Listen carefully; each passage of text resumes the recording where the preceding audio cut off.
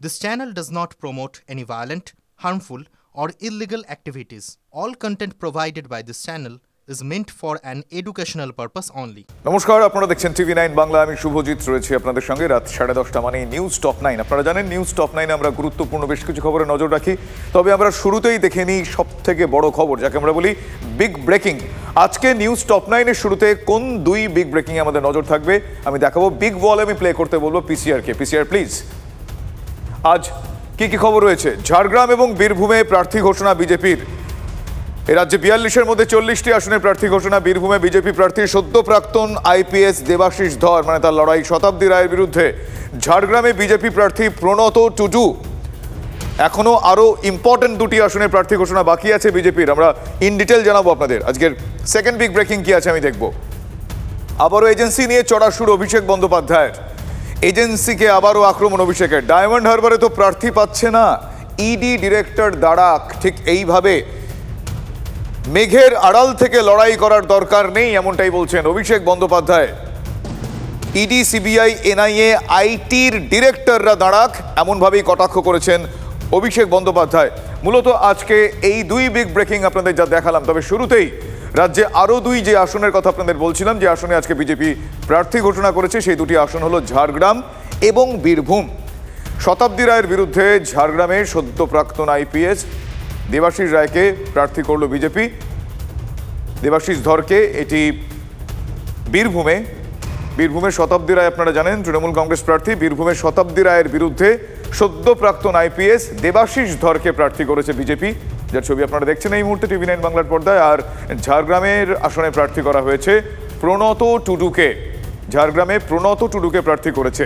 এই নিয়ে এই রাজ্যের 42টি লোকসভা কেন্দ্রের মধ্যে 40টিতে প্রার্থীর নাম ঘোষণা করলো বিজেপি। তবে রাজ্যের আরও দুটো গুরুত্বপূর্ণ আসন আসানসোল এবং ডায়মন্ড হারবার, সেখানে প্রার্থী ঘোষণা এখনো করেনি বিজেপি।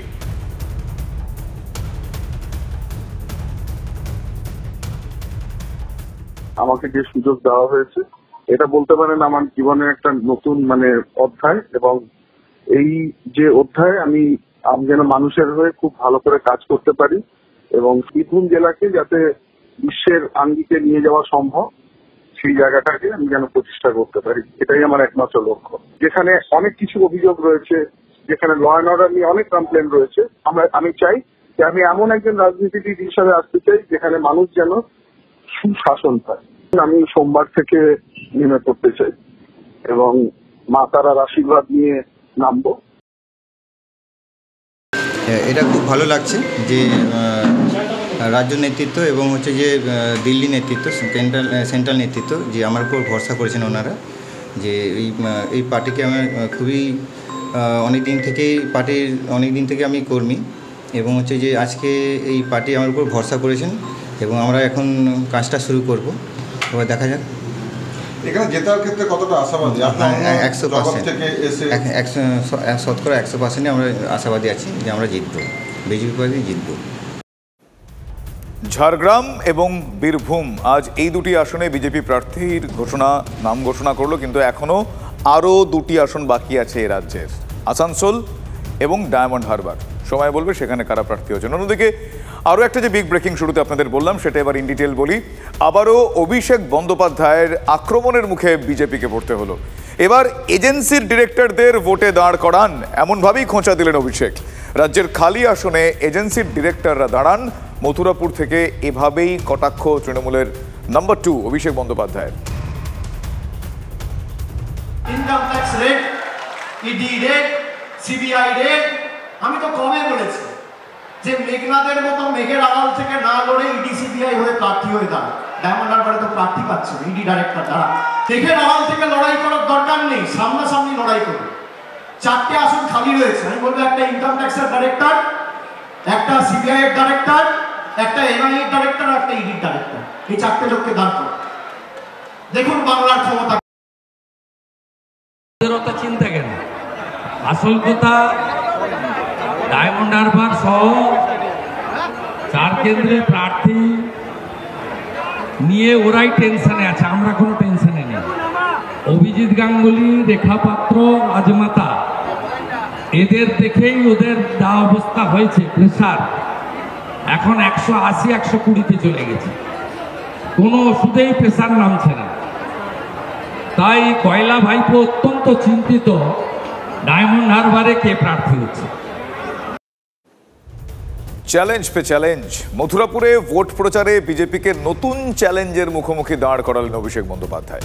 ভোটের লড়াইকে সাধারণ মানুষের হেঁসেলে পৌঁছে দিতে বেছে নিলেন রান্নার গ্যাসকে। অভিষেকের চ্যালেঞ্জ, 5 বছর নিখরচায় গ্যাস দেওয়ার আশ্বাস দিলে 42 কেন্দ্র থেকে প্রার্থী তুলে নেবে তৃণমূল কংগ্রেস। পাল্টা জ্বালানির দামে রাজ্যের ট্যাক্সের প্রসঙ্গ তুলে বিজেপিও তোপ দাগতে ছাড়েনি। জায়গা ঠিক করুন, সঞ্চালক ঠিক করুন, সময় ঠিক করুন। একদিকে আমি থাকবো, একদিকে আপনারা থাকবেন। আপনি শ্বেতপত্র প্রকাশ করুন, আমি শ্বেতপত্র প্রকাশ করব। দেখি কে সত্যি কথা বলছে, কে মিথ্যে কথা। প্রতিদিন নিত্য নতুন চ্যালেঞ্জ। 100 দিনের কাজের বকেয়া নিয়ে বিজেপিকে চ্যালেঞ্জ ছুড়েছিলেন আগেই।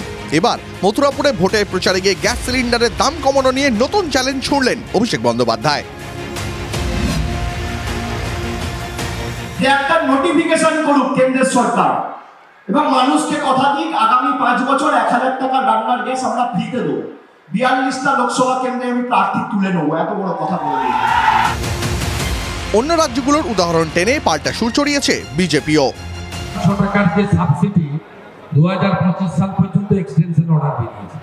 এসব কথা বলে লাভ নেই।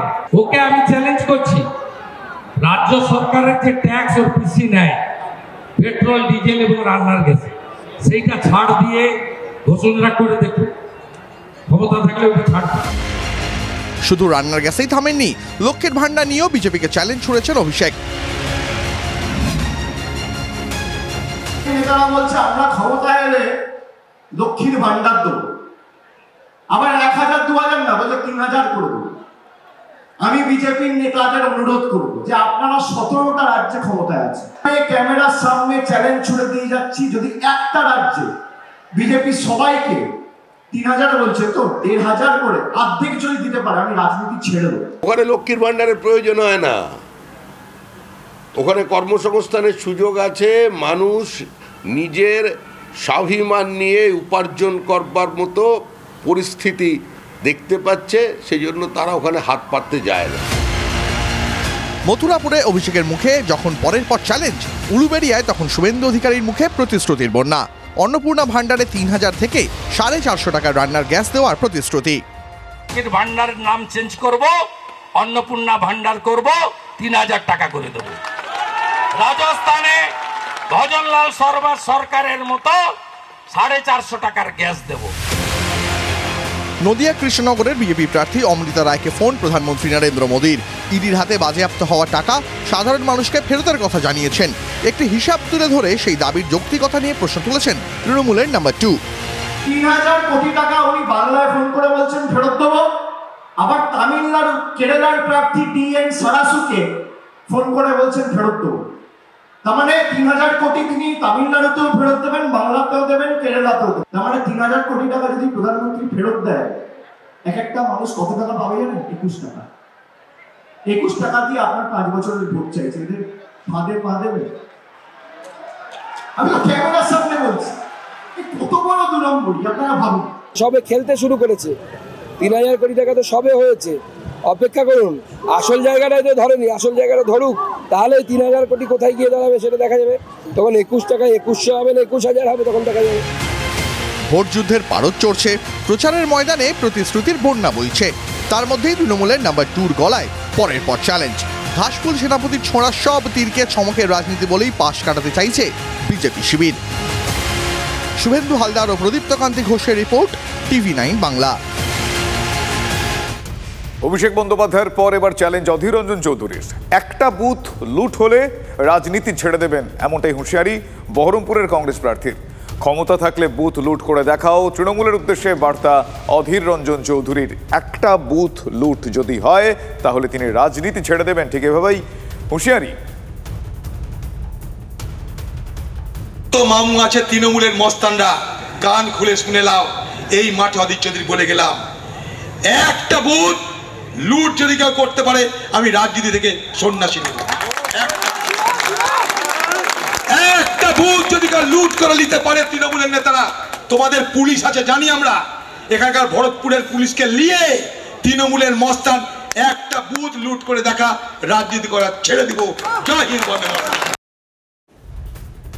গার্ডেন রিচ কাণ্ডের ছায়া এবার এয়ারপোর্টের শরৎ কলোনিতে নির্মীয়মান আবাসনের পাঁচিল ভেঙে বিপত্তি। এক মহিলার ওপর আবাসনের পাঁচিল ভেঙে পড়ে, আশঙ্কাজনক অবস্থায় হাসপাতালে নিয়ে যাওয়া হলে তাকে মৃত বলে ঘোষণা করেন চিকিৎসকরা। ঘটনায় চাঞ্চল্য গোটা এলাকায়।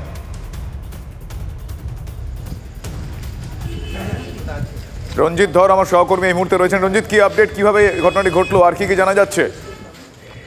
দেখো, উত্তর দমদম পৌরসভার যে এয়ারপোর্ট সংলগ্ন অর্থাৎ বিরাটি সংলগ্ন শরৎ কলোনিতে নির্মীয়মান আবাসনের অর্থাৎ 5 তলা একটি আবাসনের পাঁচিল ভেঙে একটি মহিলার, প্রতিবেশী মহিলার পাশেই পার্শ্ববর্তী প্রতিবেশী মহিলার গায়ের ওপর পড়ে এবং রক্তাক্ত আশঙ্কাজনক অবস্থায় মহিলা সেই সময় মাটিতে লুটিয়ে পড়ে।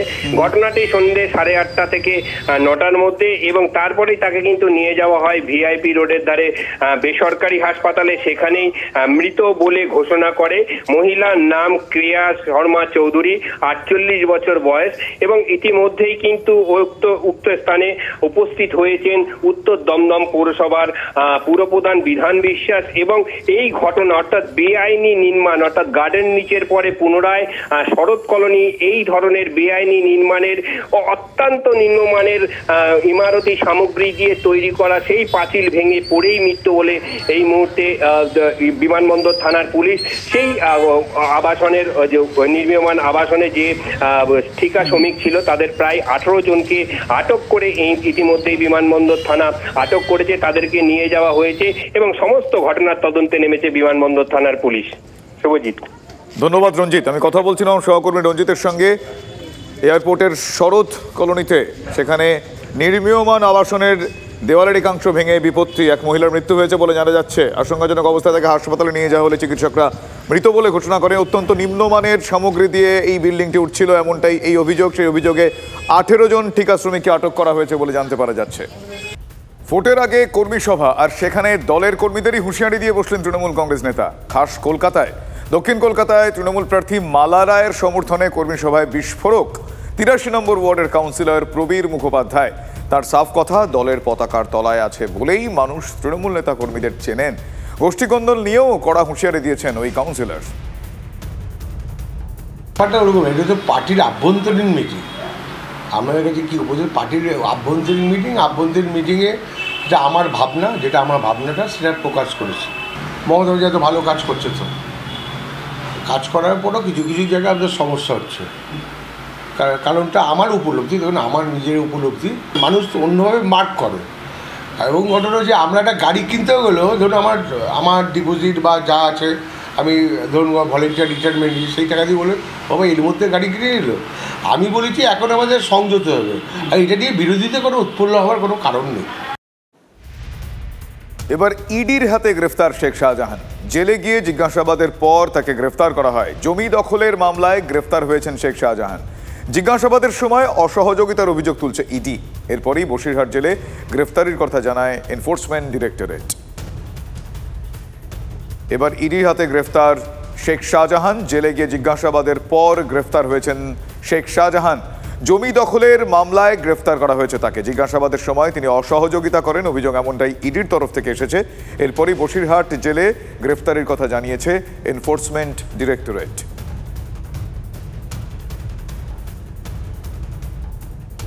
ইডির হাতে গ্রেফতার শেখ শাহজাহান। সন্দেশখালীর কোটানকোট বাঘ বলে যাকে ডাকা হতো সেই শেখ শাহজাহানকে গ্রেফতার করেছে এবার ইডি। তার কারণ জেলে গিয়ে জিজ্ঞাসাবাদের পর এই গ্রেফতার শেখ শাহজাহানকে, এমনটাই জানানো হয়েছে ইডির তরফ থেকে। জমি দখলের মামলায় তাকে গ্রেফতার করা হয়েছে। শুধু তাই নয়, জিজ্ঞাসাবাদের সময় তিনি সহযোগিতা করেননি এনফোর্সমেন্ট ডিরেক্টরেট বা ইডির তরফ থেকে, সেই অভিযোগ আসে। এরপরই বসিরহাট জেলে তাকে গ্রেফতারির কথা জানায় এনফোর্সমেন্ট ডিরেক্টরেট।